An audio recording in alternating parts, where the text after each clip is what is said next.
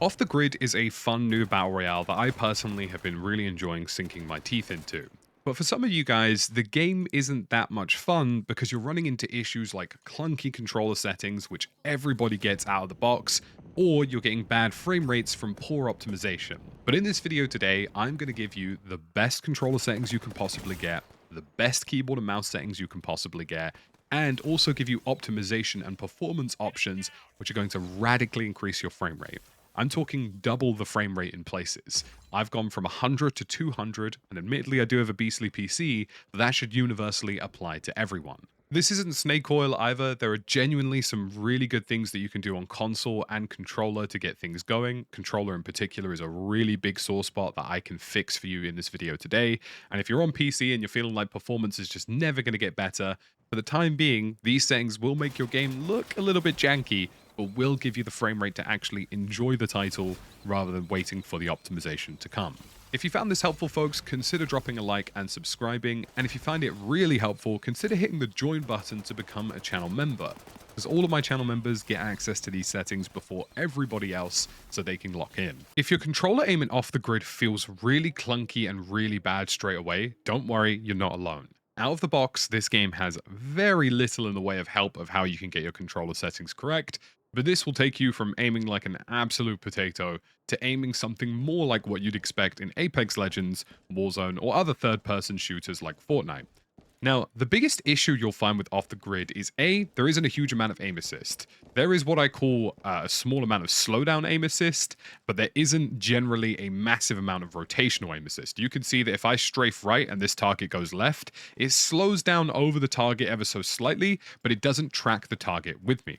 But what this game does have is an aim assist that seems to match strafe for aim tracking. So if the target's going right and you trace it right, it will magnetize towards center mass. And if the target's going left and you strafe left, it will do the same. I'm not touching my right stick at all right now in the process of filming this. It just simply finds the center of mass so long as you match strafe for strafe. So there's a small system, but it's not a huge amount of aim assist, and the controller settings generally aren't very helpful. Now, in the controller settings, there are some very key things that you need to do. To start with, head on over to the Controls tab, and here you're going to find controller horizontal, vertical, scoped, and look sensitivities, and also aim sensitivities. Now, what this game doesn't tell you, which is what it really should tell you, is that your horizontal sensitivity needs to be nearly double your vertical sensitivity. And the reason for that is because everything in this game is done on a 16 by 9 screen. Your TV at home is 16 by 9, the monitor you might be gaming on is 16 by 9, and that means the aspect ratio has to translate across to the sensitivities of your controller. So for horizontal, I've got 2.50, and for vertical, I've got approximately half of that because half of 16 is 8, and therefore for a 16 by 9 aspect ratio, we're looking at just above what 8 should be. But generally speaking, half is perfectly fine. So 2.5 for horizontal look and 1.26 for vertical look, and then the same applies to vertical aim and horizontal aim, scoped aim, and vertical aim. And all of this is pretty important in terms of making your controls feel like Warzone or feel like Apex. In those games, they automatically calculate the fact that you're on a 16 by 9, so 10 sensitivity and 5 sensitivity are still doing the 16 by 9 adjustment for you. In this game, there is no coefficient for that, and you have to manually enter those values. So make sure you do that. It will change your aim entirely. Now, I've gone for 2.50 and 1.26. This feels pretty sensitive to me to an extent where I can react to targets, but if it feels too sensitive, you can slow it down and scale it up. All you need to remember across the board for all of these is that your vertical should be half of your horizontal, and that applies to everything. I personally keep the same values for scoped and aim sensitivity, but you could experiment with reducing those if you feel comfortable in doing that or if you do that in other titles. But the critical thing is just maintaining the 16 by 9 aspect ratio and halving your vertical. Then, in the controller settings, you want to reduce your dead zone to around 0.1. 0.2 is also operable, lowest is best, and you can have your standard aim assist profile. I personally don't use adaptive triggers. Now, if you want to actually change the buttons for what you're using things on, it's actually very doable, but you have to be in the firing range or in game to do so. So I personally, for example, have a setup here where I'm aiming with L2, shooting with R2, L1 and R1 are my individual abilities, and up on my D-pad is how I switch shoulder. Now, the bonus of having up on D-pad is that I have back paddles, and I've assigned one of the back paddles to up, so I can very easily swap. The critical thing I've changed is I've replaced ping, and I've also replaced crouch. At the moment, crouching is circle, and I've changed that to R3 like I have it in Call of Duty, which means that when I'm sprinting, I can click into my right analog stick and instantly hit a slide. And if I want to ping, I just simply press circle instead, or double press for an enemy ping. I think this is a better system, and you can change that custom bind in the menus, and it's super easy. You go to controller, you set custom layout, and you can change what you want your crouch to be, which will also be your slide. But you have to be in the firing range to do all of this, and the way to get into the firing range, if there's an easy way to do it that keeps you in the game, is just go to loadouts, hover over a loadout, and hit the tryout zone. It's R on keyboard or triangle or Y on controller, and you can go either into a gun range or the cyberlim range, and that will allow you to mess around with those settings. For those of you on keyboard and mouse, these are the values that I'm using. It's a look sensitivity across the board of 7.7. It's not the same as controller. You don't need to have different values for vertical and horizontal. Keyboard and mouse is an entirely different aiming peripheral, and therefore you don't need to have what the controller guys do. I play at 800 DPI on a Logitech G Pro Superlight 2, and these are the settings I find quite comfortable. And in the general keybinds as well, I have my thumb mouse button for crouching, and I also have my switch shoulder onto thumb mouse button too. And this allows me to just instantly switch shoulder on any given occasion, really seamlessly without faltering my aim, and also enter in and out of slides really seamlessly without faltering anything I do. Those are only the major changes I've made in terms of just using general controls and using the general keybinds I have. Other than that, it's pretty bog standard across the board, and I've had my sprint activation set to toggle and firing set to hold. Now let's talk graphics and optimization. Now, this is going to change ever so slightly depending on what you're doing, and you'll get different results by doing this. Now, if you are on an AMD system, you want to be using FSR 3.0, and you probably want it set to balanced or performance for the most frame rate. If you are using an NVIDIA card, you want that to be on NVIDIA DLSS.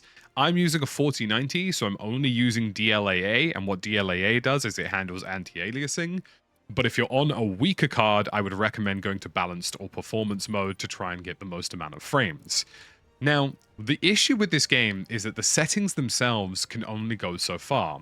I have set low, medium, low, low, low, low, low, low, low, low, and normal. And turn off VSync as well. You don't want that on. Game mesh qualities you can set down to low. I have it on medium because I have a 4090, but everybody else should have that on low. Now, the critical thing about this is that there are some things that can't be solved from just playing the game and just using these settings. There are some optimization issues that can genuinely only be solved by simply going into the game settings. Now, the issue with optimization in off the grid is that the in-game settings for low only go so far, and we can make it even better by changing the options INI file, which is a fairly common thing to do in UE4 and UE5 games. Now, in your search at the bottom here, just type saved games, and it should be the first thing that appears, and you will get a file called OTG. Now, in OTG should be a file called gameusersettings.json, and you can open this file or edit it with Notepad, but Notepad++ also works for those of you who are a little bit more technical. And what you'll get is an entire setup of all of the settings that you have saved in-game in your settings menu. Now, before you get to this step, it's really critical that you change your controller settings or your keyboard and mouse settings and save those binds. Because once you decide to go into the files to get more performance out of the game, saving your settings in-game won't work properly because we're changing this file to read-only so that the game can't override the performance options we've set. Now, if you want the most ultimate FPS and you don't give a crap about how the game looks, you want to turn global illumination quality here to 0, change the 1 to a 0, shadow quality from a 1 to a 0, and then you also want reflection quality from a 1 to a 0. And what this is going to do is turn off the illumination system in the game. Unfortunately, UE5 all uses this sort of lumen baked-in global illumination system, and what it means is that you're basically just getting absolutely shafted in terms of performance because the game is rendering in lighting sources left, right, and center as if you have an RTX graphics card. Turning these off and hitting File, Save will end up saving those settings. Now, that means the game's going to look terrible, and it means that it's going to run probably 2 to 3 times your current performance. I get 110 frames in game with everything set to low. I get around 200 with these settings set to 0. Now, if that's not your gist and you do like the game looking somewhat visually okay, the best bet in this department and how you can get this going well is just simply by turning off reflection quality and setting that to 0. Reflections do have a general impact in the game, and doing that will do it. Once you've done all of that and you've made the adjustments you want to make, hit save and then go down into the user settings, hit properties, and make this a read only file. And this means that the game physically cannot change those settings and won't try to default to low. It will turn off the lighting system in the game for you and massively increase your frame rate. But it does mean that your keybinds, like I mentioned before, also won't apply if you try to save them in game. Now, you will notice huge jumps in frame rates depending on what you've done, and generally speaking, it's the best way to go. Another thing you can do on PC, which is very simple, go to your library, go to off the grid in the game, hit the 3 buttons here, hit manage, and then on launch options, set use all available cores in caps with this dash as well. And this just means that it's going to try and get more CPU utilization out of it. Generally speaking, this game is massively bound by what's happening in terms of the lighting system, but stuff like this should help. Hopefully you guys found this stuff useful. If you did, make sure to drop a like and make sure that you drop a subscribe as well, because we'll be covering a fair bit of off the grid. There's a lot going on. I think this game has a lot of promise and a lot of potential as long as optimization continues to improve. And generally, I think it's heading in a good direction. As always, folks, thank you for watching, and I'll see you in the next one.